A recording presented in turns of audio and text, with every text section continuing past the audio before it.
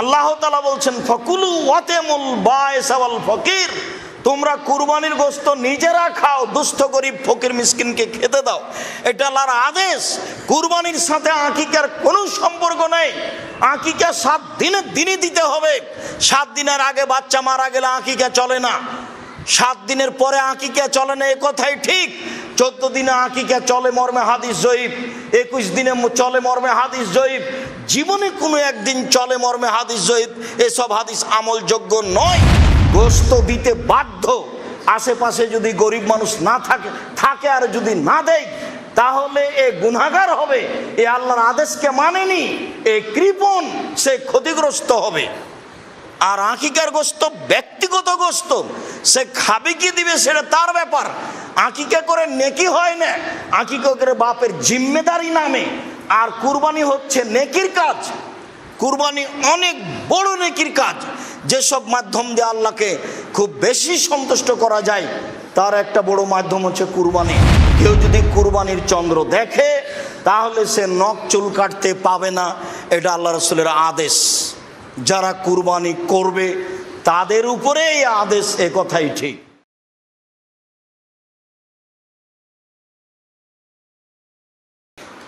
সম্মানিত মসজিদের মুসাল্লি, প্রশংসা আল্লাহর জন্য, শান্তি অবতীর্ণ হোক আল্লাহর রাসূলের উপর সাল্লাল্লাহু আলাইহি ওয়াসাল্লাম। আজ জুমার খুতবায় সংক্ষিপ্ত সময়ে বক্তব্যের বিষয় কুরবানি।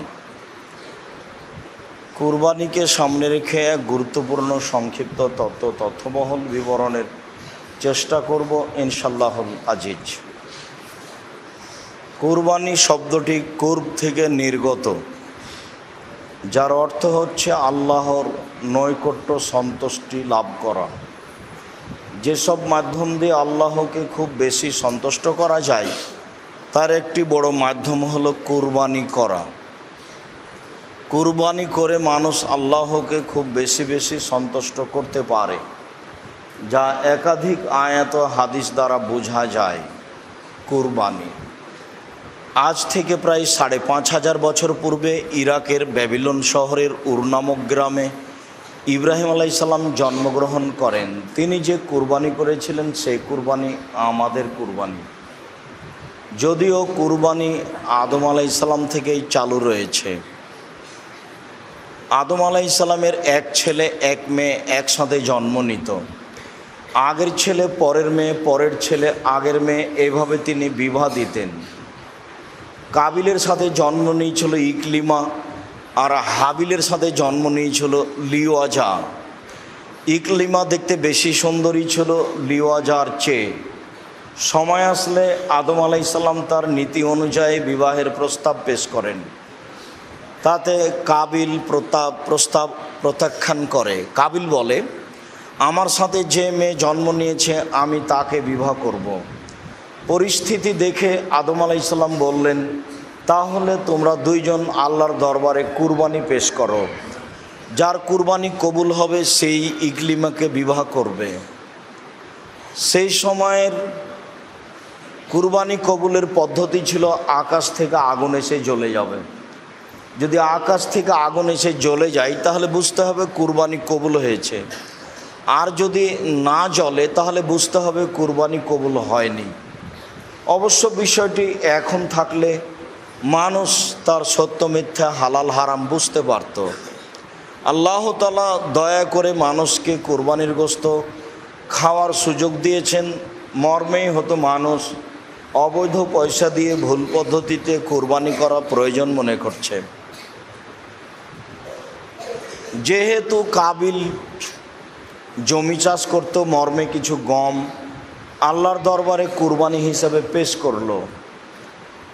হাবিল ছাগল, মেষ, ভেড়া লালন পালন করত, মর্মে একটি দুম্বা আল্লাহর দরবারে কুরবানি হিসেবে পেশ করলো। আকাশ থেকে আগুন এসে দুম্বা জ্বলে গেল, গমগুলি থেকে গেল। এতে কাবিলের ক্ষোভ বেশি হয়ে গেল। কাবিল মনে করলো, হাবিলের কারণে আমি সমাজে অপমান হচ্ছি। তাই ভাবলো যে হাবিলকে হত্যা করতে হবে। মর্মে কাবিল সিদ্ধান্ত নিল, এই কথা আল্লাহ তাআলা সূরা মায়েদায় উল্লেখ করেছেন। আল্লাহ তাআলা বলেন, ঈদ কাররাবা কুরবানান ফাতুকুব্বিলা মিন আহাদিহিমা ওয়ালাম ইতাকাব্বাল মিনাল আখার। যখন তাদের দুই ভাইয়ের পক্ষ থেকে কুরবানি পেশ করা হয়েছিল, দুইজনের একজনের কুরবানি কবুল হয়েছিল, অপরজনের কুরবানি কবুল হয়নি। যার কুরবানি কবুল হয়নি সে বলেছিল আমি তোমাকে হত্যা করব। তখন হাবিল বলেছিল তুমি হত্যা করো, আমি তোমাকে হত্যা করব না, তোমার উপরে আমি হাত উঠাবো না। যেহেতু সমাজে বদনাম ছড়িয়ে গেল, কাবিল ভালো মানুষ নয়, তাই তার কুরবানি কবুল হয়নি। সে লজ্জা ঢাকতে গিয়ে এক পর্যায়ে সে হাবিলকে হত্যা করল। আসলে বিবাহ করতে পারেনি, সেই কারণে হাবিলকে হত্যা করেছে, ইতিহাস ঠিক নয়। বরং কুরবানি কবুল হলো না তার, মর্মে লজ্জা ঢাকতে গিয়ে কাবিল হাবিলকে হত্যা করেছে, এ কথাই ঠিক। লাশ পড়ে আছে, কাবিল হাবিলকে কি করবে তা বুঝতে পারে না। দুটি কাক আসলো, মারামারি করলো, তাতে একটি কাক মারা গেল। জীবিত কাকটি মরে যাওয়া কাককে গর্ত খুঁড়ে মাটিতে পুঁতে দিল। কাবিল বুঝতে পারলো হাবিলকে কি করতে হবে, লজ্জিত হয়ে গর্ত খুঁড়ে মাটিতে হাবিলকে পুঁতে দিল। আমাদের নবী মুহাম্মদ সাল্লাল্লাহু আলাইহি সাল্লামের পক্ষ থেকে যে পদ্ধতি চালু হয়েছে, তাতে অমুসলিম মারা গেলে তাকে কাফন, জানাজা, গোসল ছাড়াই মাটিতে পুঁতে দিতে হবে, যা তিনি তার চাচা আবু তালেবের ব্যাপারে করেছিলেন। হাদিস বুখারী মুসলিম। আর মুসলিম মারা গেলে তার জানাজা, গোসল, কাফন, দাফন সব রাসূল সাল্লাল্লাহু আলাইহি সাল্লামের পদ্ধতিতে হবে। আগের পদ্ধতিতে সে নীতি অনুযায়ী তাকে মাটিতে পুঁতে দিল। বলছিলাম আমাদের কুরবানি ইব্রাহিম আলাইহিস সালামের কুরবানি। ইব্রাহিম আলাইহিস সালাম তার স্ত্রী সারাকে সাথে নিয়ে এক এলাকা দিয়ে পার হচ্ছিলেন। সেই এলাকায় স্বামী স্ত্রী পার হতে পারে না, তাই ইব্রাহিম আলাইহিস সালাম তার স্ত্রী সারাকে বলেছিলেন, সারা, এই এলাকা দিয়ে স্বামী স্ত্রী পার হতে পারে না, মর্মে আমরা দুইজন ভাই বোন হয়ে পার হয়ে যাব। তোমাকে যদি কেউ বলে এটা কে, তাহলে তুমি বলিও এটা আমার ভাই, আর আমি বলবো এটা আমার বোন। মর্মে তিনি বললেন এটা আমার বোন। তিনি তার স্ত্রীকে বললেন, সারা, আমি কিন্তু তোমার কথা বলে দিয়েছি, তুমি আমার বোন। তুমি যদি আমাকে মিথ্যুক প্রমাণ করো তাহলে এটা কেমন হবে, তুমি আমাকে মিথ্যুক প্রমাণ করো না। এরপরেও তিনি বললেন, মনে রেখো সারা, মাটির উপরে মাত্র দুইজন মুসলমান, আমি আর তুমি, এছাড়া আর কোনো মুমিন মুসলমান নেই। এই হিসাবে আমরা দুইজন ভাই বোনও বটে। অনেক কৌশলের পরেও ইব্রাহিম আলাইহিস সালাম তার স্ত্রীকে রক্ষা করতে পারলেন না। তার স্ত্রীকে স্বৈরাচারী শাসকের কাছে পাঠানো হলো। যখন স্বৈরাচারী শাসকের কাছে তিনি গেলেন, সে দাঁড়িয়ে তার সাথে অন্যায় করতে চাইলো। সারা বললেন, থামেন, আগে ওযু হবে, 2 রাকাত সালাত হবে, তারপরে কথা হবে। সারা ওযু করলেন, 2 রাকাত সালাত আদায় করলেন, তারপরে বললেন, আল্লাহুম্মা ইন কুনতা আমানতু বিকা ওয়া বিরাসূলিকা ওয়া আহসানতু ফারজি ইল্লা যাওজি। আমি যদি তোমাকে বিশ্বাস করে থাকি আর তুমি তোমার নবী ইব্রাহিমকে নবী বলে বিশ্বাস করে থাকি, আমি যদি আমার জীবনে কোনো দিন অশ্লীল জেনার কাজে লিপ্ত না হয়ে থাকি, তাহলে এই নির্জন ঘরে যেন এই লোক আমার গায়ে হাত লাগাতে পারে না। তার কথা শেষই হয়নি, স্বৈরাচারী শাসক অজ্ঞান হয়ে পড়ে গেল। ঘটনা 3বার ঘটল। তখন স্বৈরাচারী শাসক বলল, এই তোমরা কে রয়েছ? তোমরা তো আমার কাছে শয়তান পাঠিয়েছ, ভালো মানুষ পাঠাওনি, তোমরা একে নিয়ে যাও। এরপরে একে একটা মহিলা উপঢকন হিসাবে দাও, যার নাম হাজেরা। অত্র বুখারী মুসলিমের বিবরণের এখানে একটি কথা বলতে চাই যে, মনে রাখবেন জীবনে যার উপকার করবেন সে আপনার ক্ষতি করবে, এটাই স্বাভাবিক। তবে ক্ষতি সাধন মনে করেই উপকার করতে হবে। সারা স্বৈরাচারী শাসককে 3বার দোয়া করে রক্ষা করলেন। সে আসলে এখন ধ্বংস হয়ে যাবে, কিন্তু সারা বলছিলেন, আল্লাহ তুমি একে বাঁচিয়ে দাও, এ যদি এখানে মারা যায় তাহলে আমি আর আমার স্বামী আমরা দুজন আটকা পড়ব। এ বলবে বা এর লোকেরা বলবে যে আমি তার স্বামীকে, আমি সেই লোককে হত্যা করেছি।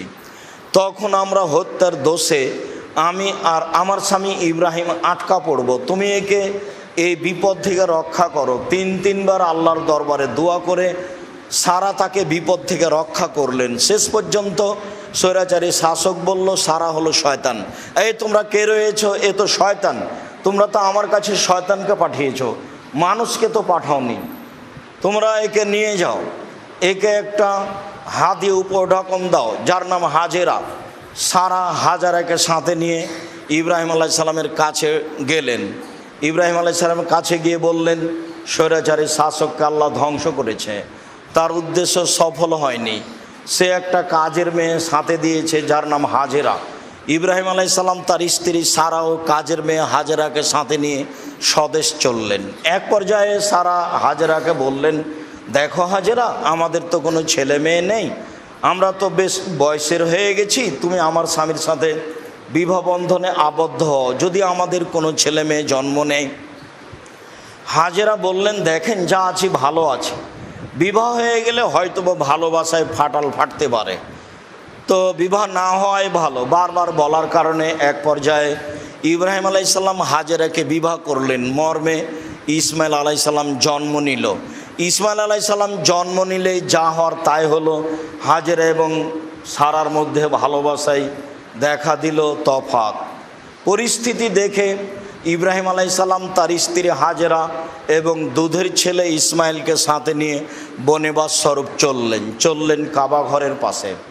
সেখানে কাবা ঘর ছিল না, বিবরণে এসেছে ফাওয়াজা হুমাইন্দা দাওহাতা ফাওকা জামজামা আলাল মসজিদে। ইব্রাহিম আলাইহিস সালাম তার স্ত্রী এবং তার ছেলেকে কাবা ঘরের পাশে জমজম কূপের উপরে রেখে দিলেন। রেখে দিয়ে তিনি উল্টা বাড়ির পথে চললেন। পিছনে পিছনে স্ত্রী হাঁটতে লাগলেন। স্ত্রী বলতে লাগলেন, আপনি কোথায় যাচ্ছেন? আপনি কোথায় যাচ্ছেন? আপনি আমাকে কিছু বলছেন না কেন? আপনি এমন একটা উপত্যকায় ছেড়ে যাচ্ছেন যেখানে মানুষজন তো নেই, ঘাস পাতাও নেই, আপনি আমাকে কিছু বলবেন তো? আপনি কি এইভাবে নির্মমভাবে আল্লাহর আদেশে চলে যাচ্ছেন? আল্লাহ কি আপনাকে এভাবেই চলে যেতে বলেছেন? আপনি এমন একটা জায়গায় যেখানে যাচ্ছেন যেখানে মানুষ পানিজন খাওয়ার কোনো ব্যবস্থাই নাই, আপনি আমাকে কিছু বলবেন না? আল্লাহ কি আপনাকে এইভাবে চলে যেতে বলেছেন? উত্তরে তিনি বললেন, না। হ্যাঁ, তখন তিনি মুখ ঘুরিয়ে বলেছেন, তা বোঝা যায় না। চলার পথেই সামনের দিকে মুখ করে বলেছেন, হ্যাঁ। তবে তিনি এ কথা বলেননি কোনো সমস্যা হবে না, থাকো। তবে তিনি এ কথা বলেননি কোনো চিন্তা করেন না, তুমি কোনো চিন্তা করো না, কোনো সমস্যা হবে না, এরকম কোনো কথা তিনি সান্ত্বনামূলক বলেননি। যেতে যেতে যখন সানিয়া পাহাড়ের পাশে চলে গেলেন, তখন উল্টা ফিরে তিনি কাবা ঘরের দিকে লক্ষ্য করলেন। কাবা ঘরের দিকে লক্ষ্য করে তিনি পরিবারের জন্য দোয়া করতে লাগলেন। পরিবারের প্রতি তার ভালোবাসার অভাব ছিল না। উপর থেকে আদেশ হয়েছে ছেলে মেয়েকে এইভাবে রেখে চলে যেতে হবে, স্ত্রী পরিবারকে এইভাবে রেখে চলে যেতে হবে, এটাই আদেশ। বড় বিপদে পড়েছেন তিনি, এর নাম পরীক্ষা। তিনি স্ত্রী ছেলেকে এইভাবে রেখে গিয়ে কিছুদূর আগিয়ে গিয়ে সানিয়া পাহাড়ে গিয়ে কাবা ঘরের দিকে লক্ষ্য করে হাত তুলে বলছেন, রব্বানা ইন্নী আসকান্ত মিন দুরিয়াতি বেওয়াদিন ইন্দা গায়রি জারইন ইন্দা বাইতিকাল মুহাররম। হে আমার প্রতিপালক, আমার পরিবারের কিছু অংশকে তোমার কাবা ঘরের পাশে রেখে দিলাম যেখানে মানুষজন ঘাস পাতা কিছুই নেই। একটু আগে স্ত্রী যা বললেন, একটু পরে স্বামী তাই বললেন। তবে তিনি কাবা ঘরের দিকে মুখ করে হাত তুলে আহাল পরিবারের জন্য দোয়া করছিলেন। তিনি বলছিলেন, হে আমার প্রতিপালক, তোমার আদেশেই আমি আমার স্ত্রী এবং আমার দুধের ছেলেকে এই উপত্যকায় যেখানে মানুষজন নেই, ঘাস পাতা নেই, সেখানে রেখে গেলাম। কিভাবে থাকবে তা আমি জানি না, কি খেয়ে থাকবে তা আমার জানা নাই। তুমি আদেশ করেছ, তোমার আদেশ পালনার্থে আমি আমার দুধের সন্তান, আমি আমার স্ত্রীকে রেখে চলে গেলাম। তিনি চলে গেলেন। ফালাম্মা বালাগা মা হুসায়, যখন বাচ্চা দৌড়াদৌড়ি করতে পারে এরকম পর্যায়ে তিনি স্বপ্নে দেখছেন আমার ছেলেকে কুরবানি করতে হবে। তিনি ফিরে আসলেন, এসে বলছেন, বোনাইয়া ইন্নি আরা ফিল মানামে আন্নি আসবাহকা ফানজুর মা যা তারা। ও আমার আদরের ছেলে, আমি স্বপ্নে দেখছি তোমাকে কুরবানি করছি, তোমাকে কুরবানি করতে হবে। মাজা তারা, তোমার মতামত কি, তুমি কি বলতে চাও? ছোট ছেলের কাছে ইব্রাহিম আলাইসাল্লাম 90 বছরের বৃদ্ধ মানুষ, চুলদাড়ি পেকে গেছে, পরামর্শ চাচ্ছেন। ছোট বাচ্চা ছেলে দৌড়াদৌড়ি করতে পারে, দেখতে যখন খুব সুন্দর লাগে। এই সময়ে ছেলে উত্তরে বলছে, আবাতি ফাল মা তোমারও সাতা যদিন ইনশা আল্লাহ মিনাস সাবিরিন। আব্বা, আপনি যা স্বপ্নে দেখেছেন তা বাস্তবায়ন করুন, আপনি আমাকে ধৈর্যশীল পাবেন।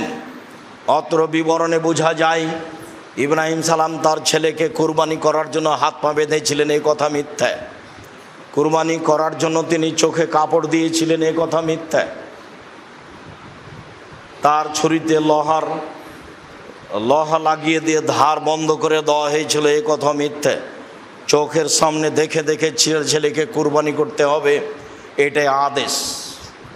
90 বছরের বৃদ্ধ মানুষ, চুলদাড়ি পেকে গেছে, মিনা মাঠে ফাঁকা জায়গায়, দুই ধারে প্রায় 20 তলার সমান উঁচু পাহাড়, নিচে সমতল জায়গায়। ফা আসলামা ওয়া তাল্লাহুলিল জাবিন, বাপ ভাইয়েরা একমত, বাপও ছেলেকে কুরবানি করবে, ছেলেও তাতে রাজি।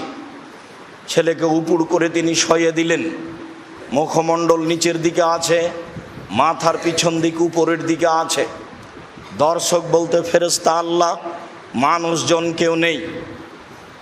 বৃদ্ধ মানুষ তার ছেলেকে উপুড় করে শইয়ে দিয়ে বারবার ছুরি চালাচ্ছেন। মহান আল্লাহ বলছেন, ইব্রাহিম কাদ সাদ্দাক্তা রুইয়া, তুমি তোমার স্বপ্নকে বাস্তবায়ন করেছো, তোমার ছেলেকে কুরবানি করতে হবে, এই ঠেকা আমার বাঁধেনি। আসলে তোমাকে আমি পরীক্ষা করছিলাম, তুমি পরীক্ষায় পাস করতে পারো কি না। অফাদাই না হু বেজিবিন আজিম, আমি তোমার ছেলেকে, আমি ইব্রাহিমের ছেলেকে বড় কুরবানির মাধ্যমে ছাড়িয়ে নিলাম। বেজিবিন আজিম, এটা হচ্ছে বড় কুরবানি। কুরবানি একটা বড় কাজ, স্বাদের জিনিস কুরবানি করতে হবে, যার সাথে অনেক ভালোবাসা আছে, যা দেখতে অনেক ভালো। আল্লাহর পক্ষ থেকে বড় দয়া, ছেলের পরিবর্তে দুম্বা উপস্থিত করেই আল্লাহ তাআলা বলছেন, আমি পশুর মাধ্যমে তার ছেলেকে ছাড়িয়ে নিলাম। সম্মানিত মসজিদের মুসল্লি, যারা অনলাইনে আমাদের সাথে আছেন, আমরা সবাইকে বলছিলাম যে সত্যই এই কুরবানি একটি বড় কুরবানি, যা আল্লাহকে সন্তুষ্ট করার বড় মাধ্যম, যা আমরা সংক্ষিপ্ত ইতিহাসে আপনাদের সামনে পেশ করছিলাম। আমাদের কুরবানি এই কুরবানি, যেই কুরবানি ইব্রাহিম আলাইহিস সালাম করেছেন।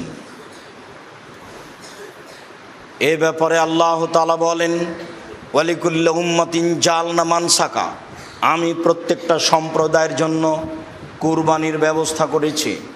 লিয়াজকুরুসমাল্লাহ, তারা যেন আল্লাহর নামে তাদের পশুকে কুরবানি করতে পারে।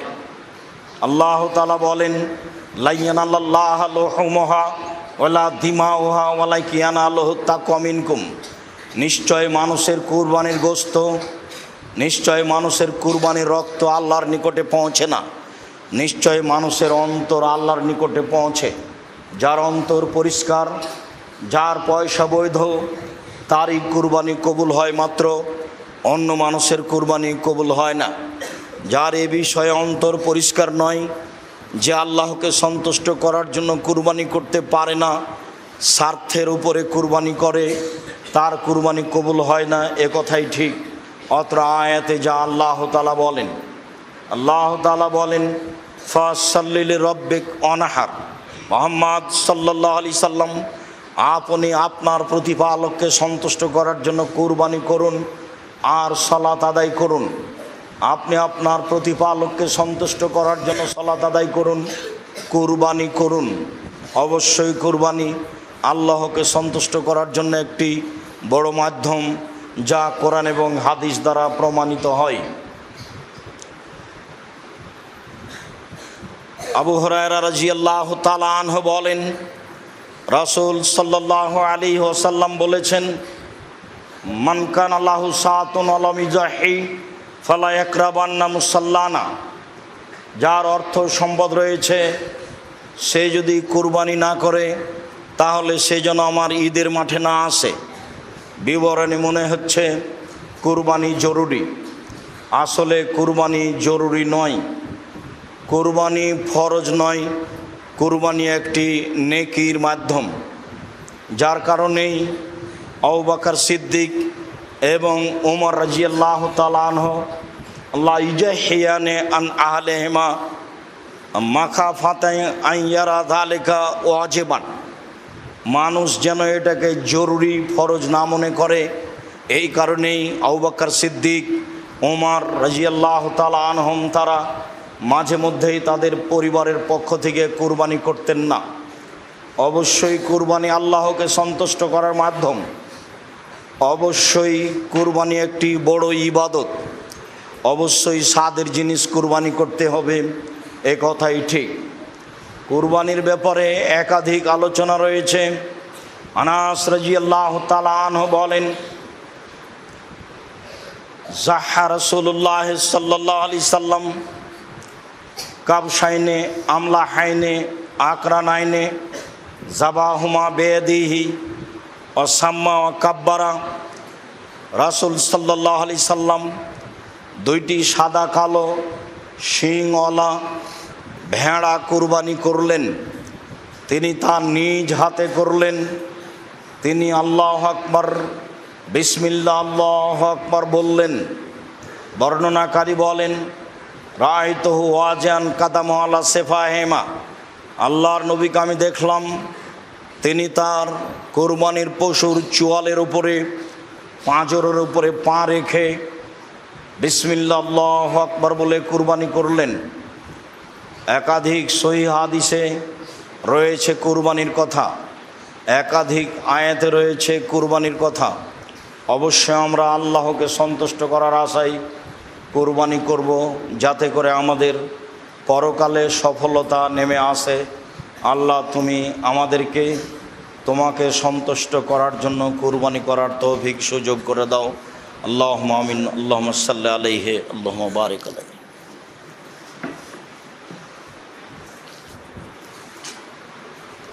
আলহামদুলিল্লাহ ওয়াহদা ওয়াসসালাতু ওয়াসসালামু আলা মান লা নাবিয়্যা বাদা। আমরা এখন আলোচনা করি কুরবানির পশুর ধরন।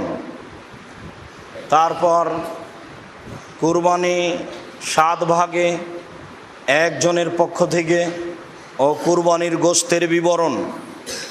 জাবের রাদিয়াল্লাহু তাআলা আনহু বলেন, রাসূল সাল্লাল্লাহু আলাইহি সাল্লাম বলেছেন, লা তাযবাহু ইল্লা মুসিন্না, পৃথিবীর মানুষ তোমরা দাঁত ছাড়া কুরবানি করো না।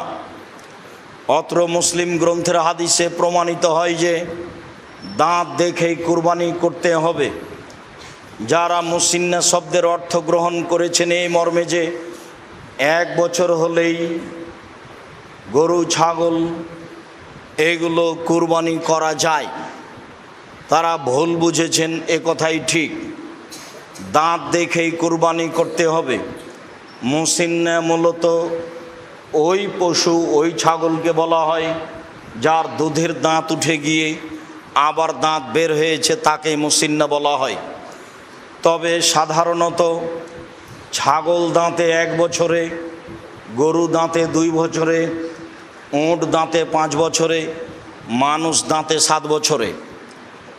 বাচ্চার ছেলে মেয়ের 7 বছর হলেই দুধের দাঁত উঠে যায়, নতুন দাঁত আসে, এটা স্বাভাবিক। উট 5 বছর হলেই নতুন দাঁত আসে, দুধেরটা উঠে যায়। গরু 2 বছর হলেই তা ঘটে, আর ছাগল 1 বছর হলেই তা ঘটে। এরপরেও দাঁত দেখেই কুরবানি করতে হবে, এ কথাই ঠিক, আর এটাই হাদিসের অর্থ। এরপরে কুরবানির ধরনে আলী রাদিয়াল্লাহু তাআলা আনহু বলেন, আমারানা রাসূলুল্লাহ সাল্লাল্লাহু আলাইহি সাল্লাম আন নাস্তাসরিফা লানা আল-উজনা, আল্লাহর নবী আমাদেরকে পশু ক্রয়ের সময় আদেশ করেছেন যে আমরা পশুর চোখ কান ভালোভাবে দেখে নিব, যাতে করে তার চোখে কোনো ত্রুটি না থাকে, কানে কোনো ত্রুটি না থাকে, পায়ে কোনো ত্রুটি না থাকে, নিখুঁত প্রাণী কিনব, এ আদেশ আমাদেরকে আল্লাহর নবী করেন। বারা ইবনে আজিব রাদিয়াল্লাহু তাআলা আনহু বলেন, সুইলা রাসূলুল্লাহ সাল্লাল্লাহু আলাইহি সাল্লাম মাজা ইত্তাকানি জাহায়া, আল্লাহর নবী কুরবানি কেমন পশু হতে হবে এই জিজ্ঞাসা আল্লাহ রসুলকে করা হয়েছিল। ফাকালা আশারা বেয়াদিহি আরবান, তিনি হাতের ইশারা করে হাত দিয়ে দেখালেন কুরবানি কেনার সময় 4টে জিনিস দেখে নিতে হবে। আল আরজাওয়াল বাইগিনো দালওয়াহা, অল আওয়ারওয়াল বাইগিনো আরওয়াহা, অল মারিজাতাল বাইগিনো মারাজোহা, অল আজফাল্লাতি লা তুনকা। পশু নেওয়ার সময় দেখে নিতে হবে স্পষ্ট ল্যাংড়া হয় না যেন, স্পষ্ট কানা হয় না যেন, স্পষ্ট রোগা হয় না যেন, গায়ে গোস্ত থাকে যেন, মোটা তাজা হয়, শুখা শুষ্ক গায়ে গোস্ত নাই এমন হয় না যেন। তিনি 4টে জিনিস অত্র হাদিসে দেখার জন্য বললেন।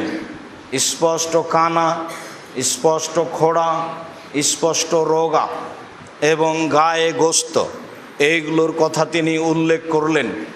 এখানে আর একটি কথা উল্লেখ থাকে যে নিখুঁত প্রাণী কুরবানির জন্য কেনার পরে যদি হাত পা ভেঙে যায়, টেরা হয়ে যায়, তাহলে কোনো সমস্যা নেই, এ ব্যাপারেও সহিহ হাদিস রয়েছে। তবে খুদ অলাই গরু যদি কিনা হয় তাহলে তা আবার ফেরত দিতে হবে, ওটা পরিবর্তন করে নতুন কিনতে হবে। কেনার পরে যদি প্রাণী নিখুঁত হয়ে ক্ষতিপূর্ণ হয়ে যায়, তাতে কোনো দোষ ত্রুটি দেখা যায়, তাহলে তাতে কোনো সমস্যা নেই।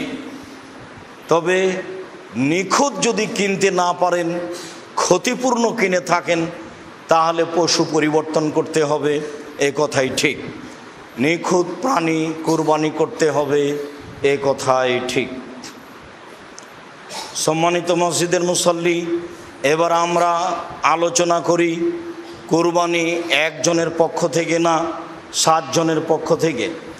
জাবের রাদিয়াল্লাহু তাআলা আনহু বলেন, রাসূল সাল্লাল্লাহু আলাইহি সাল্লাম বলেছেন, আল বাকারাতান সাবাতিন অল জাজুরান সাবাতিন, গরু 7 জনের পক্ষ থেকে, উট 7 জনের পক্ষ থেকে। গরু 7 জনের পক্ষ থেকে কুরবানি করা যায়, উটকেও 7 জনের পক্ষ থেকে কুরবানি করা যায়। ইবনে আব্বাস রাদিয়াল্লাহু তাআলা আনহু বলেন, কুন্না মান নবী সাল্লাল্লাহু আলাইহি সাল্লাম ফি সাফারিন ফাহাজার আল আজহা, আমরা একদা রাসূলের সাথে সফরে ছিলাম, কুরবানির সময় হয়ে গেল। ফাস্তারাকনা ফিল বাইরাতে আশারা অফিল বাকারাতে সাবা, আমরা উটে 10 জন অংশগ্রহণ করলাম আর গরুতে 7 জন অংশগ্রহণ করলাম। অত্র 2টি সহিহ হাদিসে বোঝা যায় যে 7 জন একটি গরুতে অংশগ্রহণ করতে পারে, 10 জন একটি উটে অংশগ্রহণ করতে পারে। হাদিসগুলি যদিও সফরের সাথে সম্পৃক্ত, তারপরে আমরা সফরের সাথে বিবরণটি স্পষ্ট করতে চাই না, বরং বলতে চাই মানুষ যেখানে হোক না কেন জন হিসাবে 7 জন একটা গরুতে অংশগ্রহণ করতে পারে, জন হিসাবে 10 জন একটি উটে অংশগ্রহণ করতে পারে, এ কথাই ঠিক। তবে একটি গরুতে 7টি পরিবার অংশগ্রহণ করতে পারে, একটি উটে 10টা পরিবার অংশগ্রহণ করতে পারে, এ কথা ঠিক নয়। আমাদের দীর্ঘ 26 বছরের তদন্তে এরকম কোনো সহিহ হাদিস আমাদের নজরে আসেনি যাতে 7 পরিবার একটি গরুতে অংশগ্রহণ করবে, যাতে 10 পরিবার একটি উটে অংশগ্রহণ করবে।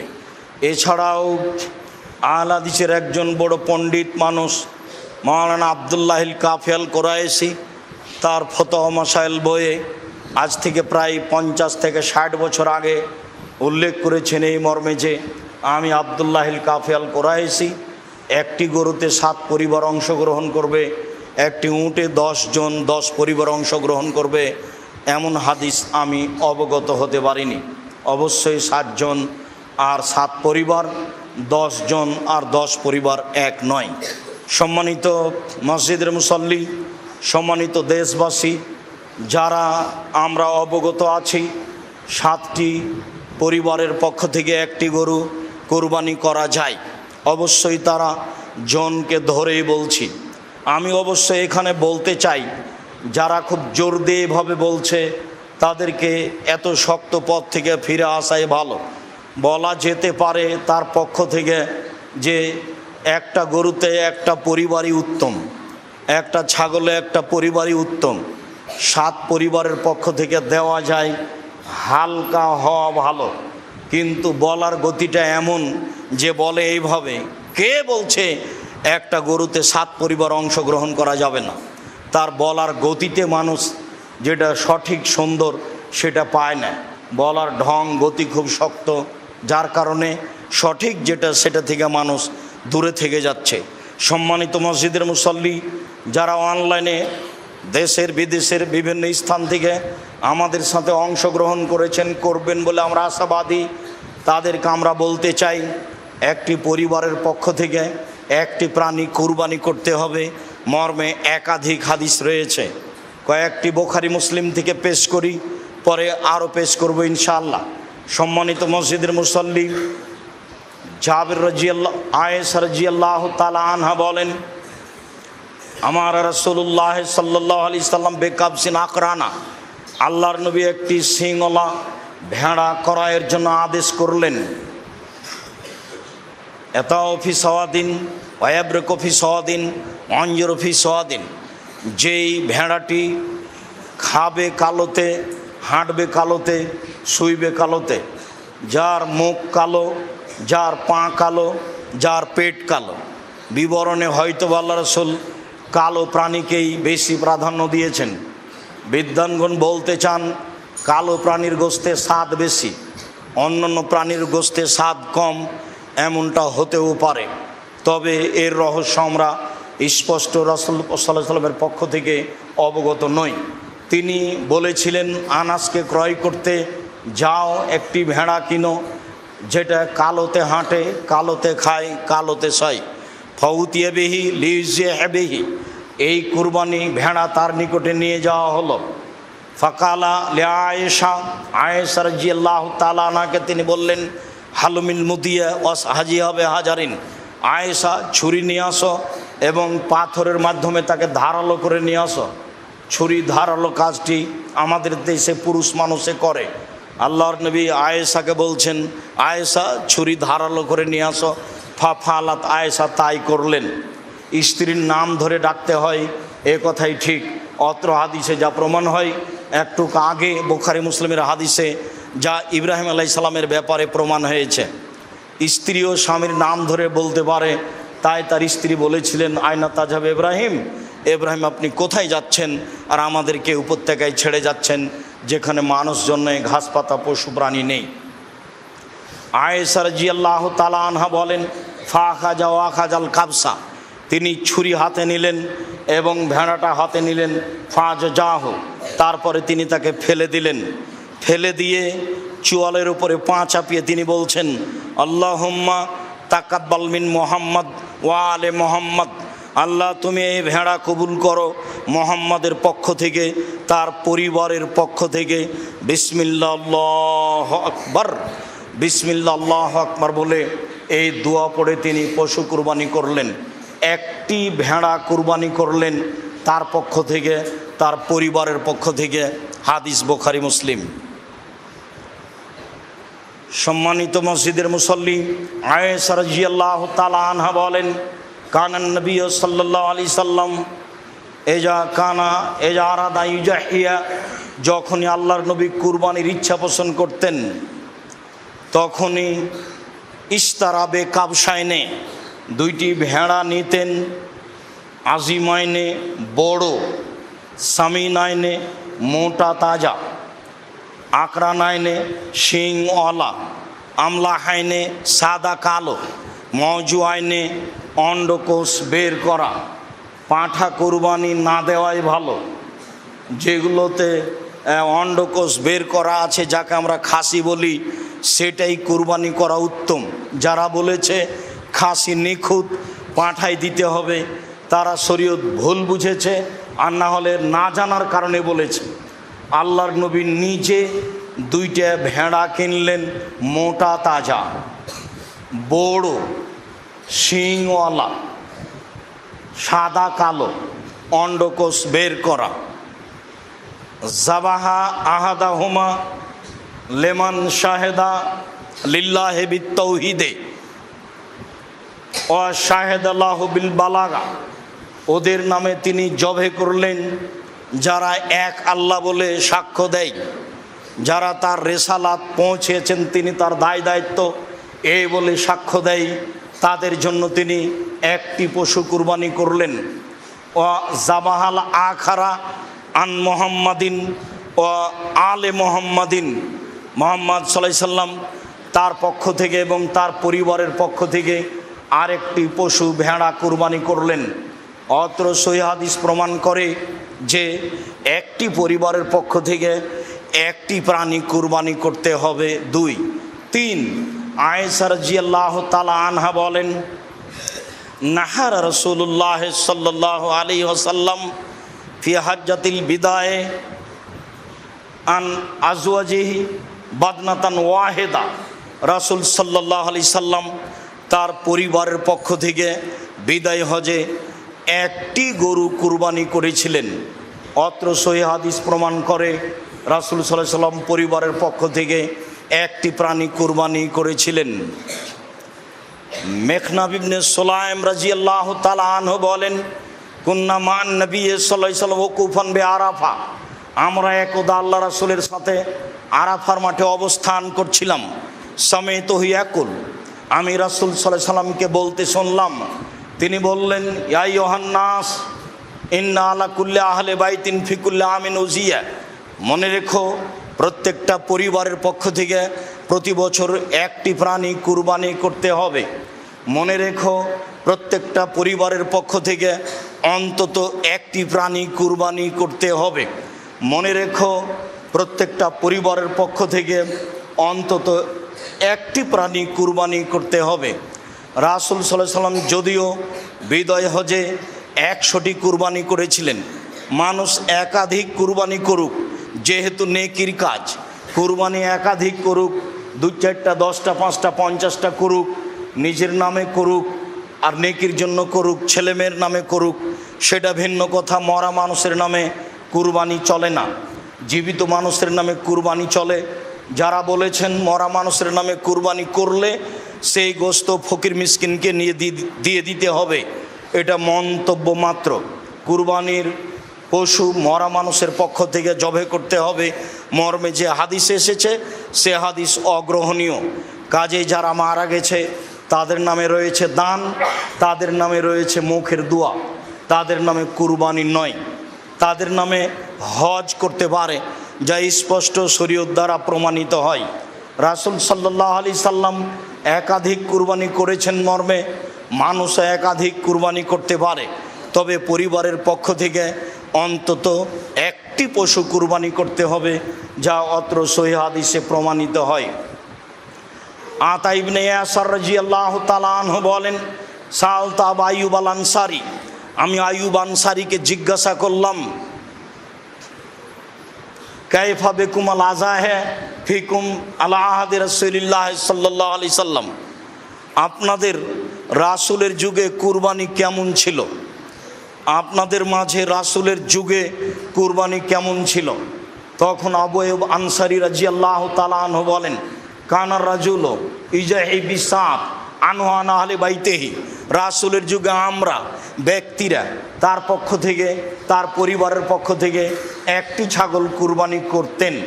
একলু নয়ত এমনা, তারা নিজেরা খেতেন এবং খাওয়াতেন। একাধিক সহিহ হাদিস দ্বারা প্রমাণিত হয় যে মানুষকে তার পক্ষ থেকে এবং তার পরিবারের পক্ষ থেকে অন্তত একটি প্রাণী কুরবানি করতে হবে। রমজান আসলেই 12-11 মাস 12 মাস সব 3-4 ভাই পৃথক পৃথক খায়। আবার যখন কুরবানি এসেছে তখন সব টাকা এক জায়গাতে জমা করে একটা গরু কুরবানি দিয়েছে। এভাবে মজাক করলে হবে? যার ভাত অন্ন সেটাই পরিবার। ভাইয়েরা তো সারা বছরই ভিন্ন ভিন্ন খায়, ভিন্ন ভিন্ন উপার্জন করে। হ্যাঁ, একটা কাজ করতে পারে, সবার নামে করলো একটা করে প্রাণী ছাগল, আর সব টাকা জমা করে বাপের নামে করলো একটা গরু, দিয়ে সবাই গোস্ত ভাগ করে নিল, তা করা যায়। কিন্তু টাকা জমা করে একটা গরু সবাই মিলে দিবে, এই পদ্ধতি রাসূল সাল্লাল্লাহু আলাইহি সাল্লামের নয়। 3-4 ভাই মিলে নিবে 3-4 ভাগ, আর গ্রামের 2 জন নিবে 3 ভাগ দিয়ে 7টা করবে, এই পদ্ধতি রাসূল সাল্লাল্লাহু আলাইহি সাল্লামের পক্ষ থেকে প্রমাণিত নয়। তবে অনেকে বলতে চেয়েছে যে 7 জনে যদি চলে তাহলে 3 জনও চলে, বারদার যে আরও ভালো চলে, 5 জনও চলে, আরও ভালো চলে। আমি দীর্ঘ এই 26 বছরের তদন্তে এইভাবে কুরবানি করা যাবে তা অবগত হতে পারিনি। আর আমি আব্দুর রাজ্জাক বিন ইউসুফ শরীয়ত থেকে সামান্যতম সরে আসতে চাই না। আবারও বলছি, ভাগে জন হিসাবে 7 জনই চলে, ভাগে পরিবার হিসাবে চলে না। শরীয়তকে মেনে এত বড় দামি ইবাদত করার চেষ্টা করেন, বা নেকি বেশি হবে। টাকা বেশি আছে, রাজস্থান থেকে উট কিনে নিয়ে এসে কুরবানি করেন। টাকা কম আছে, ষাঁড় কুরবানি কিনে কুরবানি দেন। টাকা কম আছে, খাসি কিনে কুরবানি দেন। টাকা কম আছে, ছাগি কিনে কুরবানি দেন। টাকা কম আছে, ভেড়া কিনে কুরবানি দেন। একটা গরুর ভাগে যত টাকা লাগে ওই টাকা দিয়ে অন্তত বর্তমান বাজারে 3টে ভেড়া কিনে পাওয়া যায়। গোস্ত খাওয়ার উদ্দেশ্যে কুরবানি করলে তো তাহলে এটা কবুল হবে না, উদ্দেশ্যই তো উল্টা হয়ে আছে। লা ইয়ানালাল্লাহু লুহুমুহা ওয়ালা দিমাউহা ওয়ালাকিন ইয়ানালুহু তাকওয়া মিনকুম। আল্লাহর নিকটে তোমাদের কুরবানির গোস্ত, কুরবানির রক্ত পৌঁছে না, পৌঁছে তোমাদের অন্তর। যার নিয়ত পরিষ্কার, টাকা বৈধ, তারই কুরবানি কবুল হয়, এছাড়া কুরবানি কবুল হয় না। সম্মানিত মসজিদের মুসল্লি, আরও শেষের অংশে এসে একটি কথা বলতে চাই যে কুরবানির গোস্ত আমরা সাধারণত 3 ভাগে ভাগ করে থাকি। বিশেষভাবে চাঁপাইনবাবগঞ্জ, রাজশাহী এবং ইন্ডিয়ার আরও কিছু কিছু জেলায় 3 ভাগে ভাগ করা হয়। 1-2 ভাগ নিয়ে আসা হয়, 1 ভাগ বিকালে মাথা পিছু ভাগ করে নেওয়া হয় গ্রামবাসী মিলে। আসলে এই পদ্ধতি হারাম না হলেও তা পছন্দনীয় নয়। আবার কোনো কোনো এলাকায় মানুষ হারে কিছু দিয়ে দেওয়া হয় আর সব নিয়ে চলে আসা হয়, এটাও ঠিক নয়। হ্যাঁ, 3টার পদ্ধতির মর্মে কোনো হাদিস সহি নেই।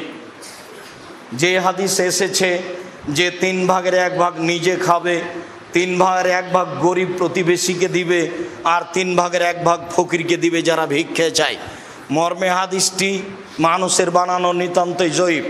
কাজে এই হাদিসকে দলিল সামনে রেখে কুরবানির গোস্ত 3 ভাগে ভাগ করতে হবে এ কথা নয়। 3 ভাগ করলে নাজায়েজ হারাম হবে এ কথা নয়। তবে আমরা পছন্দ মনে করি 3 ভাগের 1 ভাগ যে দিয়ে এসেছেন, 10-এর মধ্যে এটা দিয়ে এসেছেন, যাক ওটা ভাগ করে নে করা। যারা কুরবানি দেয়নি, আমার এক চাচা বলছেন, আব্দুর রাজ্জাক তাহলে তো ওদেরই গোস্ত বেশি হয়ে যাবে। তো তাতে কি আছে, ওদের গোস্ত যদি বেশি হয় হোক, কিন্তু 3 ভাগের 1 ভাগ দিয়ে এসেছেন আর নিতে যাবেন কেন? আবার যারা বলছে নিতে গেলে ওটা বমি করার মতো হয়ে গেল, দান করেছে আবার ফিরিয়ে নিল। কুরবানির গোস্ত অত ছোট জিনিস নয়, খুব দামি গোস্ত, খুব সম্মানী। দিয়ে এসেছে আবার নিতে গেলে সেটা ওই বমন হয়ে গেল, এ কথা বলা যাবে না। কুরবানির গোস্তের উপর এরকম কোনো মন্তব্য করা ঠিক নয়। কুরবানি যেমন খুব দামি পশু, কুরবানির গোস্ত তেমন দামি জিনিস। একে ফকির মিসকিনকে দিতে শিখতে হবে। রাসূল সাল্লাল্লাহু আলাইহি সাল্লাম 3 দিনের বেশি খেতে নিষেধ করেছিলেন। পরবর্তীতে যখন সমস্যা দূর হয়ে গেল, সবার যখন টাকা পয়সা অবস্থা ভালো হয়ে গেল, তখন তিনি বললেন, কুলু ওয়াদ্দাখেরু ওয়াতেমু মা বাদালাকুম। এখন তোমরা খাও, বাড়িতে জমা করে রাখো এবং দাও, যা পারো দাও, যা পারো খাও, যা পারো জমা রাখো। দেওয়ার বিষয়টা আপনার উপরে নির্ভর করে। 2 কেজি দিয়ে বাকি রেখে দিলেন, এটা কৃপণতা। কৃপণতা করে আপনি সফল হতে পারবেন না। অথচ 100 জন নেওয়ার জন্য আছে, কেউ নেওয়ার জন্য নেই, তা আপনি সবই রেখে দিলেন, ভালো কথা রাখেন। অনেকে নেওয়ার জন্য আছে, আপনি সেখানে 2 কেজি দিয়ে বাকি রেখে দিলেন, এটা স্পষ্ট কৃপণতা। এটা মানুষকে বোঝানো সহজ, আল্লাহকে বোঝানো সহজ নয়। কেননা দিতে হবে, এটা আল্লাহর আদেশ। আল্লাহ তাআলা বলছেন, ফাকুলু ওয়াতামুল বায়স ওয়াল ফকির, তোমরা কুরবানির গোশত নিজেরা খাও, দুস্থ গরিব ফকির মিসকিনকে খেতে দাও, এটা আল্লাহর আদেশ। কুরবানির সাথে আকিকার কোনো সম্পর্ক নেই। আকিকা 7 দিনের দিনই দিতে হবে। 7 দিনের আগে বাচ্চা মারা গেলে আকিকা চলে না, 7 দিনের পরে আকিকা চলে না, এ কথাই ঠিক। 14 দিনে আকিকা চলে মর্মে হাদিস জয়ীফ, 21 দিনে চলে মর্মে হাদিস জয়ীফ, জীবনে কোনো একদিন চলে মর্মে হাদিস জয়ীফ। এসব হাদিস আমলযোগ্য নয়। আকিকা গরু দিয়ে চলে না, আকিকা উট দিয়ে চলে না, আকিকা শুধুমাত্র ছাগল ছাগি দুম্বা দুম্বি এই 4 প্রকার, 2 শ্রেণীর 4 প্রকার দিয়ে চলে। আর কুরবানি ছাগল ছাগি দুম্বা দুম্বি গরু গাভী মহিষ মহিষী উট উটনি সব দিয়ে চলে। গোশত দিতে বাধ্য। আশেপাশে যদি গরিব মানুষ না থাকে আর যদি না দেয় তাহলে এ গুনাহগার হবে, এ আল্লাহর আদেশকে মানেনি, এ কৃপণ, সে ক্ষতিগ্রস্ত হবে। আর আকিকার গোশত ব্যক্তিগত গোশত, সে খাবে কি দিবে সেটা তার ব্যাপার। আকিকা করে নেকি হয় না, আকিকা করে বাপের জিম্মেদারি নামে। আর কুরবানি হচ্ছে নেকির কাজ।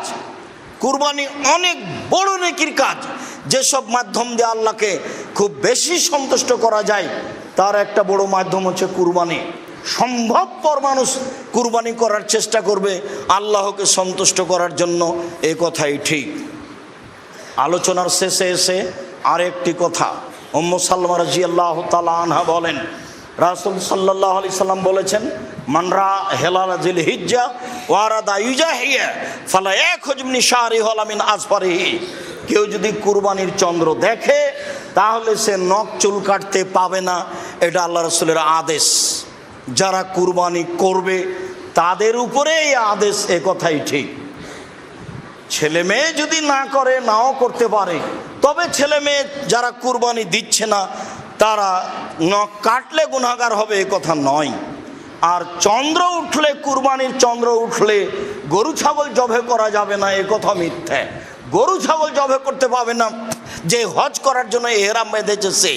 স্বাভাবিক মানুষ যেদিন হজের আলোচনা, আপনার জুলহিজ্জার আলোচনা আসবে, সেদিন আমরা আপনাদের সামনে বিস্তারিত বলবো। আজকের আলোচনার পুনরাবৃত্তি।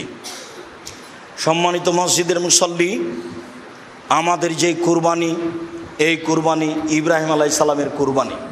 ইব্রাহিম আলাইহিস সালাম থেকে যে কুরবানি চালু হয়েছে সেটাই আমাদের কুরবানি। যদিও কুরবানি প্রথা আদম আলাইহিস সালাম থেকেই চালু রয়েছে। আদম আলাইহিস সালামই তার 2 ছেলেকে কুরবানি করার জন্য আদেশ করেছিলেন, যা কোরআন মাজিদ দ্বারা প্রমাণিত হয়। ইতিহাস আমরা সংক্ষিপ্তভাবে উল্লেখ করেছি। এরপরে বলতে চাচ্ছি, সম্মানিত মসজিদের মুসল্লি, দাঁত দেখে, লেজ ভালো দেখে, কান দেখে, চক্ষু দেখে কুরবানি কিনতে হবে, এটা আল্লাহ রাসূলের আদেশ। আল্লাহকে সন্তুষ্ট করার জন্য পশু কিনতে হবে কুরবানির, এ কথাই ঠিক। এরপরে 7 জনে নয়, বরং 7 পরিবারের পক্ষ থেকে একটি পশু কুরবানি করতে হবে, এ কথা নয়, বরং একটি পশু একটি পরিবারের পক্ষ থেকে কুরবানি করতে হবে, এ কথাই ঠিক। অন্তত একটি পরিবারের পক্ষ থেকে একটি পশু কুরবানি করতে হবে, এ কথাই ঠিক। 7 জন আর 7 পরিবার এক নয়। বিষয়টি বিবেচনা করার জন্য বারবার অনুরোধ জানাচ্ছি। একটি পশুতে 7 জন অংশগ্রহণ করতে পারবে না, এ কথা আমরা কোনো দিনই বলিনি। একটি গরুতে 7 জন অংশগ্রহণ করতে পারে, একটি উটে 10 জন অংশগ্রহণ করতে পারে, তবে 10 পরিবার অংশগ্রহণ করবে এমন হাদিস আমাদের অবগতিতে আসেনি। যারা খুব জোরালো দাবি জানিয়ে বই পুস্তক লিখেছে, তাদের বইগুলি, তাদের কলমগুলি একাধিক দিন আমরা পড়ে দেখেছি, তাতে আমাদের কাছে স্পষ্ট হয়নি, বরং জোর করে চেষ্টা করা হচ্ছে, এটা আমরা বুঝেছি। সরাসরি যেটা প্রমাণ হচ্ছে সেটাই করলে ভালো হবে। একাধিক হাদিস রয়েছে, ব্যক্তি ও তার পরিবারের পক্ষ থেকে অন্তত একটি পশু কুরবানি করতে হবে। সম্মানিত মসজিদের মুসল্লি, কুরবানির গোশত 3 ভাগ করতে হবে, এ কথা নয়। 3 ভাগ করলে গুনাহ হবে, এ কথাও নয়। তবে 3 ভাগ করে 1 ভাগ দিয়ে এসেছে, এটা না নেওয়াই ভালো। যারা কুরবানি করেনি, দিতে পারেনি, দেয়নি, তারাই ভাগ করে নেক, এ কথা ঠিক। কুরবানির গোশত আত্মীয় স্বজনকে দিতে হবে না এটা নয়, দিতেই হবে এ কথাও নয়। কুরবানির গোশতে আত্মীয় স্বজন রক্ষা করতে হবে এ কথা নয়। এই যে আম হচ্ছে এখন চাঁপাইনবাবগঞ্জের মানুষ, রাজশাহীর মানুষ আত্মীয় স্বজনের বাড়ি আম পাঠিয়ে আত্মীয়তা রক্ষা করবে। কুরবানির গোশত আত্মীয়র কাছে পাঠাতে হবে জরুরি এমনটা নয়, পাঠানো যাবে না এ কথা নয়, এটা স্বাভাবিক গতিতে রাখতে হবে।